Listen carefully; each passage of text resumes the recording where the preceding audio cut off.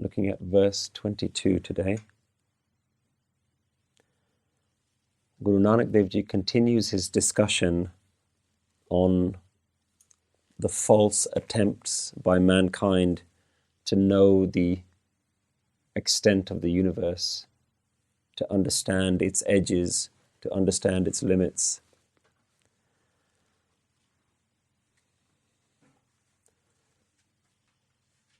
In the previous verses, we've seen how Guruji looks at two competing theories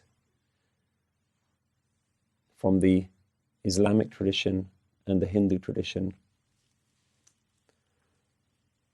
So this is a continuation of that conversation. The verse begins, Paataalaa Paataal Lakh Aagaasaa Aagaas. So the word Paataal is the underworlds, the under regions. And Aagaas is the word being talked about here when we talk about Aagaasaa Aagaas. And Aagaas means skies. So we've heard some of these words before. In the Suniye Pauris, when Guruji says, Suniye deep lo Paataal. The word Lok refers to the higher levels of space, higher levels of realms of the universe. In the Hindu mythology, they said that there is the earth and then there are 7 Lok, 7 higher realms, and 7 Paataal, lower realms, underworlds. The word Lakh in Indian numbers means 100,000. Ek lakh, 100,000. Lakh means hundreds of thousands. And here Guruji uses a very specific grammatical tool known as Dehali Deepak. The word Lakh is Dehali Deepak, which means that the word Lakh in the middle of the phrase refers to the words before it and after it. So when we read Paataalaa Paataal Lakh, Guruji is saying that there are hundreds of thousands of Paataal, lower regions, and the word Lakh also applies to Aagaasaa Aagaas. So there are hundreds of thousands of higher regions, higher realms. A lot of time you'll hear Guru Nanak Dev Ji being misquoted with this particular line. A lot of people will use this line to suggest that Guru Nanak Dev Ji predicted long before scientific discovery. Guru Nanak Dev Ji predicted that there were thousands of galaxies and solar systems. To somehow show that Guru Nanak had this power of fortune telling. But Guruji wasn't interested in demonstrating his power. So this is not what Guruji is saying here. Guru is not trying to show his own powers and his abilities within this Bani. At this point, Guruji is simply quoting the existing theories.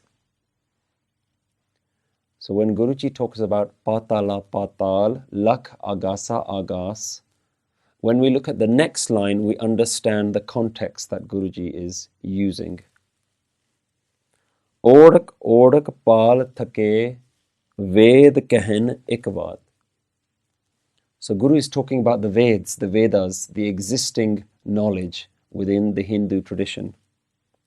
Orhak bhaal thakay. The word orhak means to reach the end of something. The end of the end. The very ends. Orhak. Paal means to search. Notice it has a sihari, it's a verb. Paal. Orhak paal thakay. Thak means to get tired.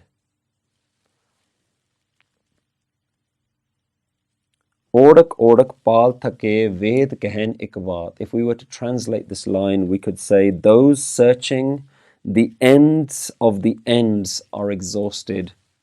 This the Vedas utter. This is what the Vedas have told us. So the Vedas have already explained that there are hundreds and thousands of worlds, that the limit of the universe cannot be found. The limit of divine creation can't be reached. But Guruji isn't talking about something purely historic here. Even today, we have scientists trying to understand the universe. The big questions of the universe come under a study, a field of science known as cosmology. It includes concepts like string theory, dark matter, dark energies. And you may have heard of the most famous scientists in the world fall into this category of scientist. People like Albert Einstein, Stephen Hawking. The approach that they use is known as theoretical physics.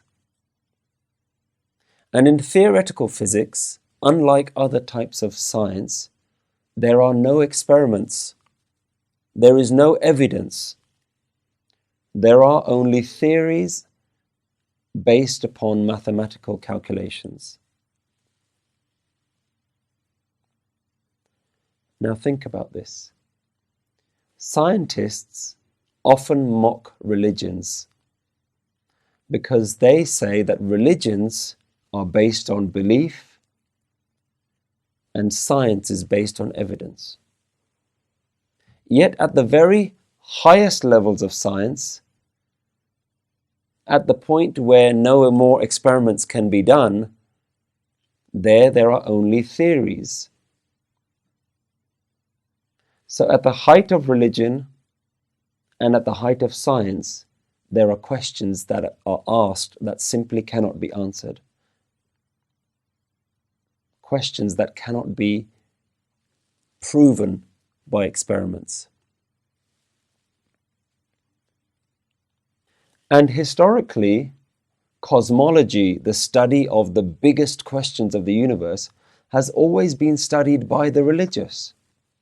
It was always the meditators who were the ones looking at these big questions. So,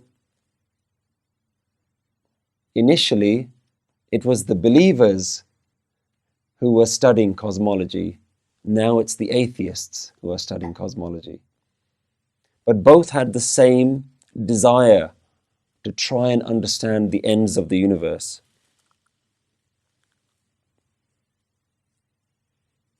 But what purpose do these questions serve? What purpose does it serve mankind? If we understand when the universe began,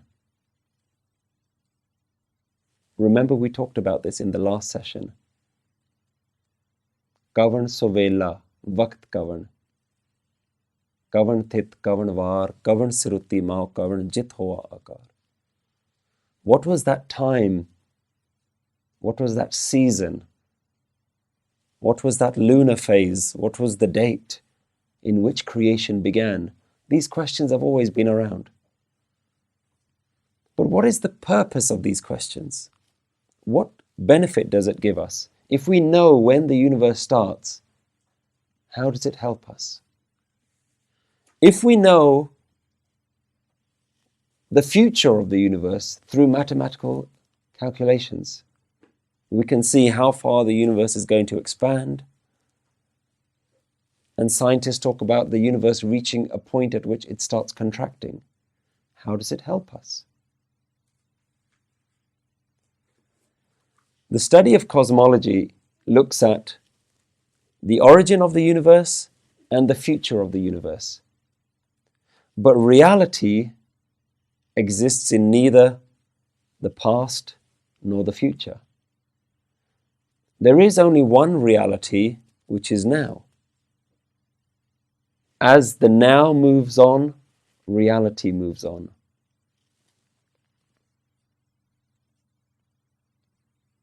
So no matter how much they search, their questions do not give us any better indication of our reality.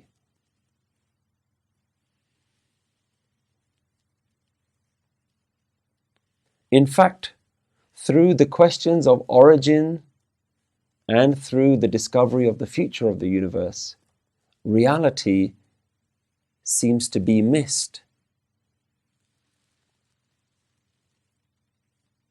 And even if they figure out that date when the universe started, the question still remains, but what was there before that universe?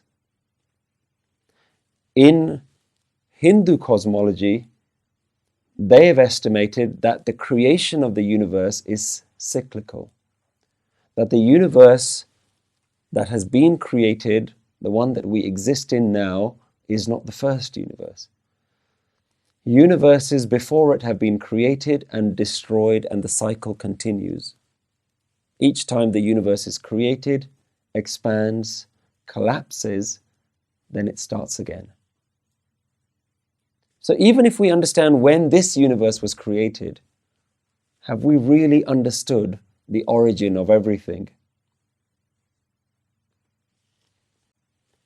So even if science finds out the greatest questions, brings the answers to these questions, there are always going to be questions that science simply cannot answer. And this is where philosophy and religion come in. They say that where science ends, religion begins.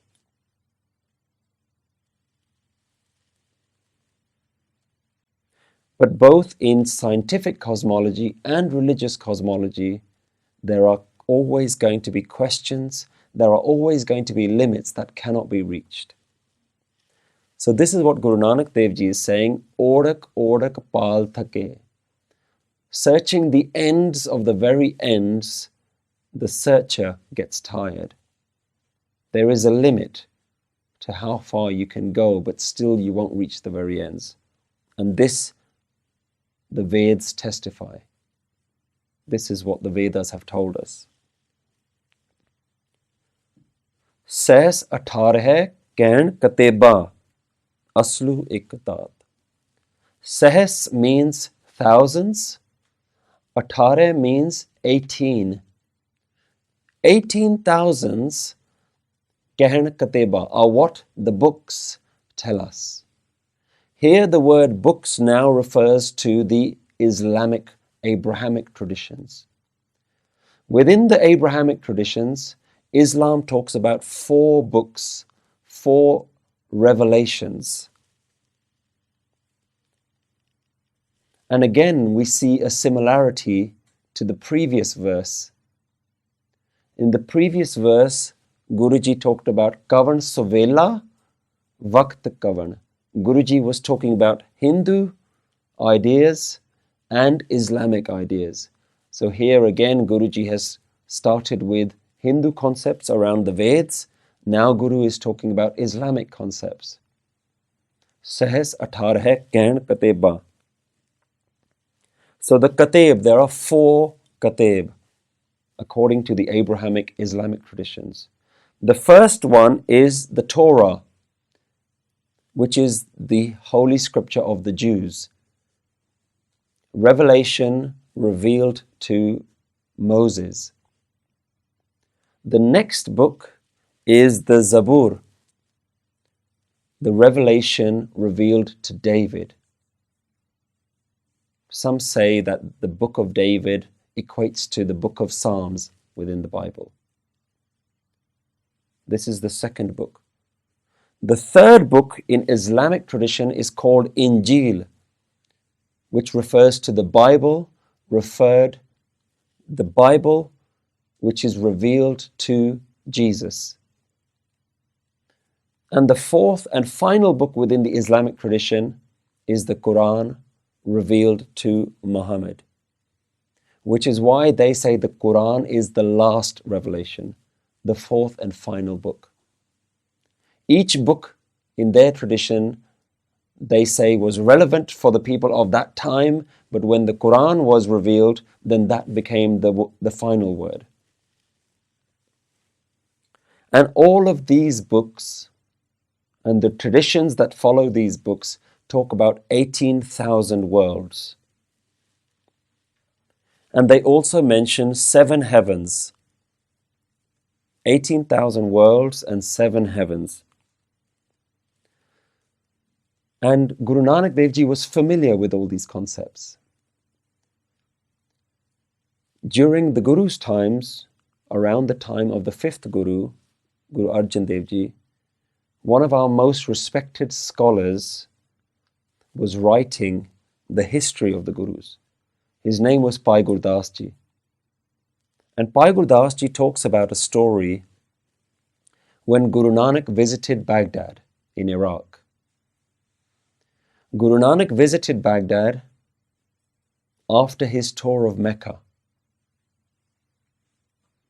And he settles outside of Baghdad and begins to sing Kirtan. The sound of his Kirtan was so mesmerizing that the whole town became silent and still. And the meditators and the great saints within Baghdad knew that something important is happening. They went to find the source of this silence, and they found Guru Nanak.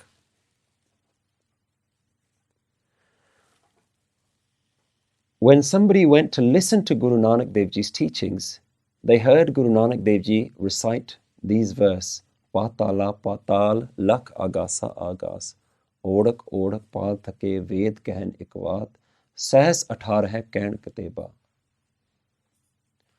He went and reported back to his seniors and said that there is a man called Nanak, and he is saying blasphemous words. Where we and our tradition talks about 18,000 worlds, he says that there are hundreds and thousands of worlds. Where we talk about 7 heavens, this man called Nanak is talking about countless heavens.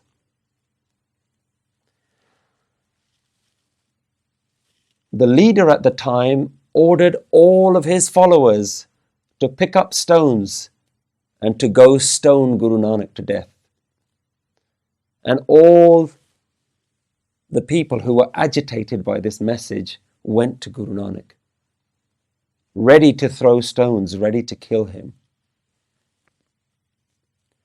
And a holy man called Dastagir questioned Nanak and said, according to our tradition, we talk about 18,000 worlds in 7 heavens. How can you possibly claim that there are more? And not just more, but hundreds of thousands more. What evidence do you have?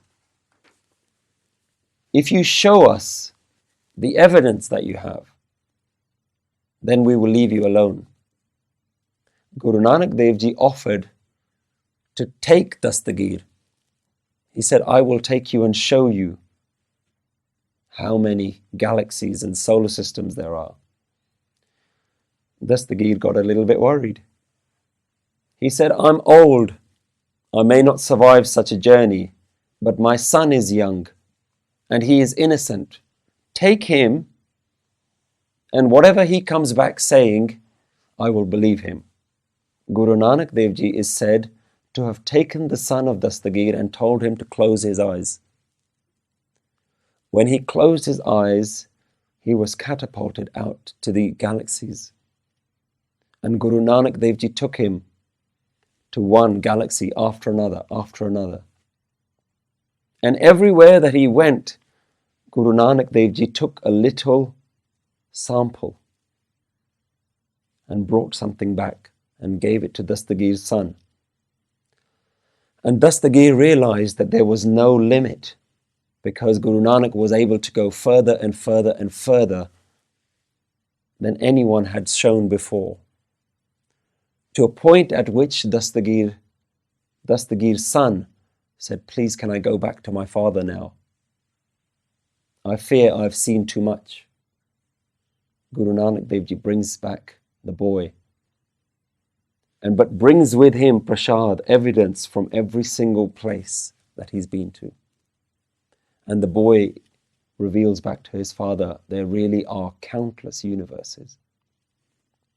So this story is recorded and was written at the time of the Gurus by Bhai Gurdas Ji. It's also covered in a lot of detail in other great historical texts by Mani Singh Ji's Janam Sakhi, Kavi Santokh Singh Ji's Nanak Prakash, very established, very respected historical granths. So Guru Nanak Dev Ji has shown that there is no limit to the universe.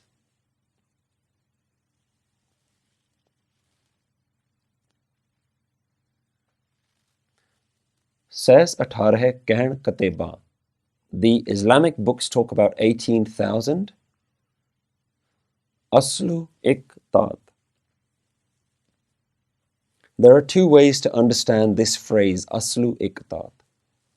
Asuloo, some say, translates to source. The source is Dhaat. One, Dhaat, creator. There are countless worlds and galaxies, but their origin, their source is that one creator. And even Islamic traditions agree with this concept. They are said to be a monotheistic religion. There's another way to translate this line. Aslu meaning asli, the reality, is oneness is the reality of Dhaat, Dhaat being creation, being Maya. So we can translate the second half being they were created from one source, or oneness is the reality of creation. In both, the meaning is the same, that the Islamic tradition, even though it gives a limit to the universe, agrees that the source of the universe is the oneness. So we can translate this line, 18,000 say the books, oneness is the source of creation. So far Guruji hasn't talked about his own ideas. Guruji so far has only quoted the existing theories. Now Guruji brings his revelation. He reaffirms his message. And his message is laykhaa hoye ta likee-ai, laykhaa hoye vinaas. Laykhaa means to write an account of something. Laykhaa hoye ta likee-ai. If this can be measured, laykhaa hoye, if it is measurable, then one can write it down. Only if the universe can be measured, if this thing can physically be counted, only then can we realistically write it down, accurately, with some authority. Laykhaa hoye vinaas. Guruji implies that if you were to realistically measure and write this account down, the one writing it down will be destroyed.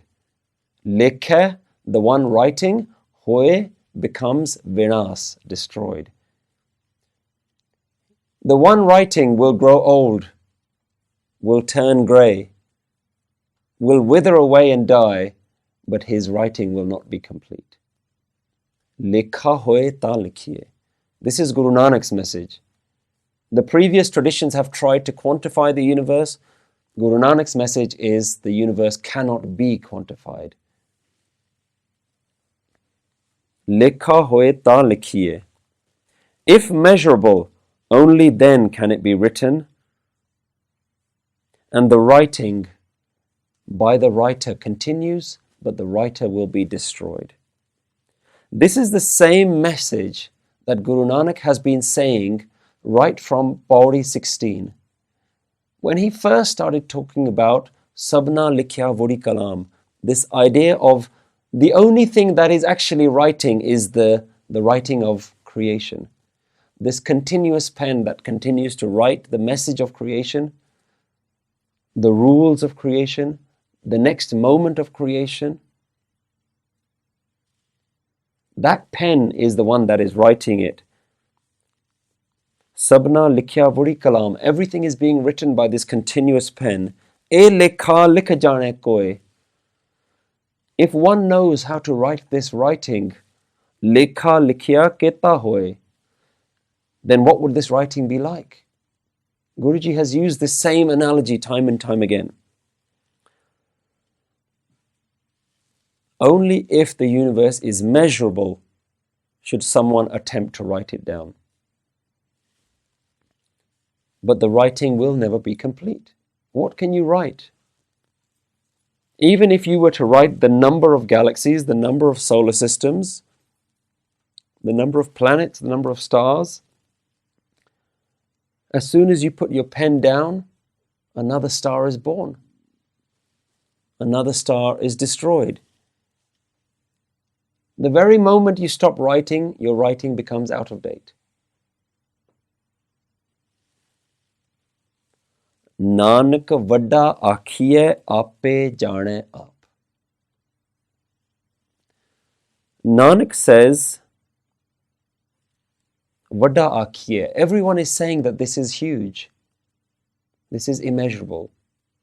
Everyone says that this is a big task. But Guru Nanak isn't just saying that this is a big task. Guru Nanak is saying this is an impossible task. Nanak says everyone talks about this as a big task. But the reality is, aapay jaanai aap. It only knows itself. We cannot know anything, only the universe knows itself. So we have to ask a question. Why is Guru Nanak so fascinated with these stars and planets and galaxies? Why does Guru Nanak Dev Ji mention them? Suniye deep lo Paatal. Kavan sovela vakt kavan jit hoa akar. When the universe was created. Why does he keep going back to this creation if the very question is irrelevant? Guru Nanak isn't interested in cosmology. Guru Nanak has no interest in these things. His interest isn't in the stars. His interest is in mankind's fascination and mankind's curiosity and mankind's feeble attempt to try and quantify the universe. Man's attempt to understand the universe. Asking the big questions about why the universe was creation. So Guru Nanak isn't trying to have a dialogue about the universe. There's a subtle, important message underneath it, which is why do we keep asking these questions? And while the scientists are asking big questions about the universe, we're actually all guilty of asking such questions, the why of life.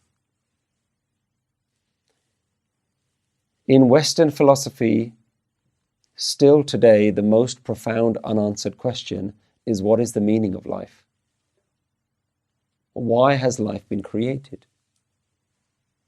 So within all of us, there's this search for why. And while the scientists are talking about the big whys, we're left asking the small questions about why in our life. We're always seeking to try and understand why things have happened. Now, when something good happens in life, we take all the praise, we take all the credit. We're very happy to accept responsibility for something good happening in our life. As soon as something bad happens in life, that's when the questions come out. How did this happen? Who is responsible for it? Why does it happen to me? there must always be someone else to blame. And when we can't find someone else to blame, then we say things like, oh, it must be my bad karma. Or it must be something I've done in my past life. I'm paying for the sins in my past life, that's why this is happening now. We're not content with the universe as it is, so we seem to be always looking for something to blame.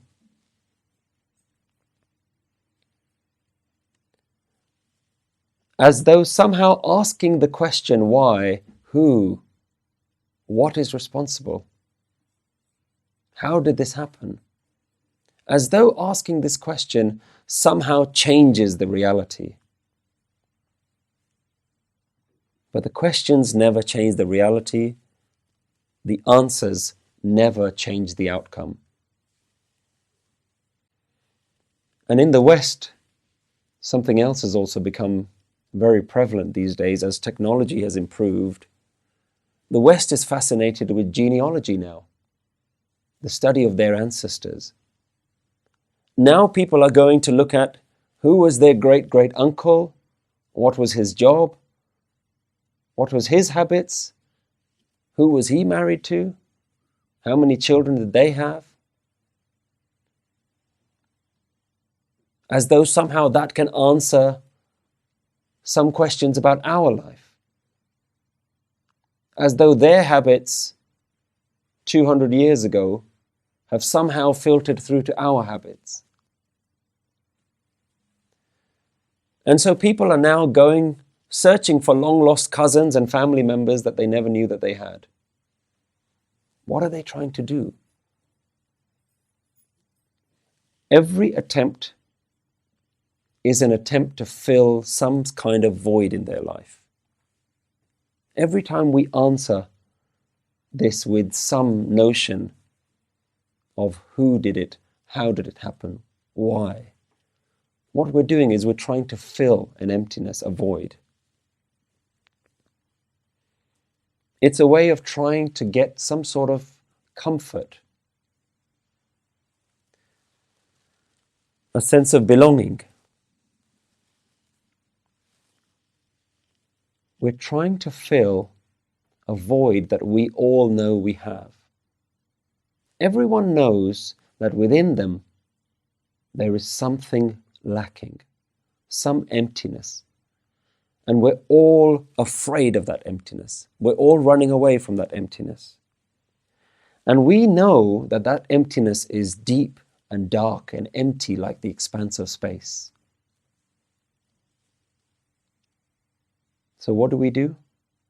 We try and fill that emptiness with external things. We fill our brains with knowledge. We fill our bodies with food. And we fill our homes with possessions. All in an attempt to fill a void that can never be filled by external things.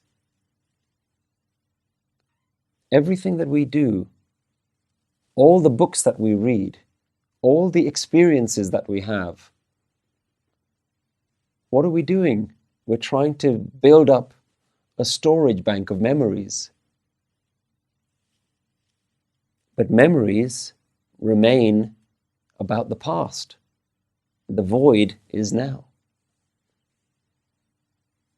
And when we don't have anything more to do with the past, then we start building aspirations, ambitions, hopes for the future. Like somehow if we achieve some more things in the future, that will fill the void. We know we have a void now, but rather than face that void, we defer it. So maybe when I complete my education and get the job that I've always wanted, maybe when I get the pay rise that I want, maybe then I'll be happy. If I'm single, maybe when I get married. If I'm in a relationship, maybe when I get out of that relationship. It's always the next step. It's always somewhere in the future. But the void constantly remains now. There's only one way to tackle that void, and that's to confront it head on. And this is the one thing nobody teaches us how to do, and nobody wants to do it because we're afraid. We don't know what's in that void. We think like it's this black hole. You know, in space we talk about a black hole, which is this emptiness that has a gravitational pull that's just sucking planets and galaxies and entire solar systems into it. Light and sound and everything is going into this emptiness. We think inside of us we have something so deep, dark and empty that if we look into it, we will dissolve and die into it. So we're always trying to run away from it. But when we confront it, we realize that it isn't a void at all. When you sit with yourself, when you're quiet within your own self, there's something that's always there.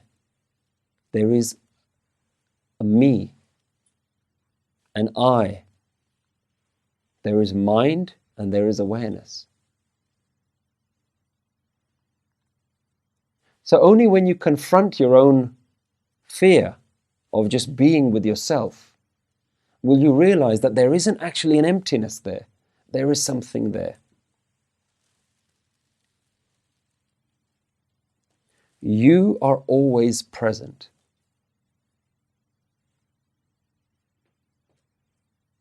Sit with yourself. Be with yourself. See if you can run away from you. You can't. But no matter how much we talk about these concepts, the mind, awareness, meditation, you cannot know these things until you actually do it. No amount of books that you read on meditation, on dhyan, on naam simran, no amount of books that you read will bring that experience. You have to do it. And day after day, week after week, we listen to the talks, but then we go to the real world and we fill our lives again with external things. We're running away, even when we know we shouldn't be doing it. And the truth of the matter is that you've spent long enough in external pursuits. You've bought enough things. You've had enough experiences, and it has never filled that emptiness. Think about when you go on holiday. Think about the excitement in the planning, the preparation, the packing, the traveling. And then you get there, and then you enjoy all of the experiences. Even when you're sitting on holiday, try and spend a moment on your own in silence, and you realize that it hasn't quite hit the spot. Come back home, and very soon that intoxication of the holiday feeling wears off. And then you're back into the void, back into the emptiness. You must confront this emptiness because it isn't empty. But only you will know that when you sit within yourself. No amount of external things, no amount of knowledge, no amount of experiences is going to fill this void.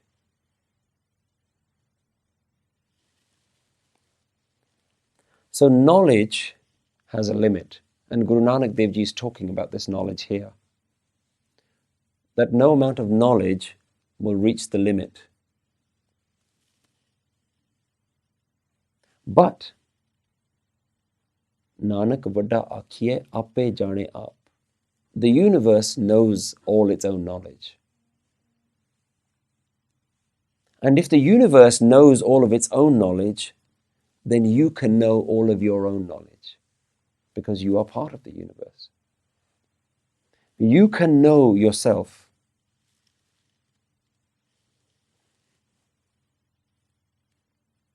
And when you know yourself, your emptiness will get filled. So Guru Nanak Dev Ji's message here is one that we can relate back to ourselves.